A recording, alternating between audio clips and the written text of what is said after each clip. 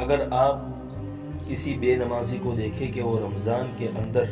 نمازی بن گیا ہے یا دوسرے دنوں میں عبادات نہیں کرتا لیکن رمضان المبارک کے مہینے میں عبادت بھی کثرت سے کرتا ہے،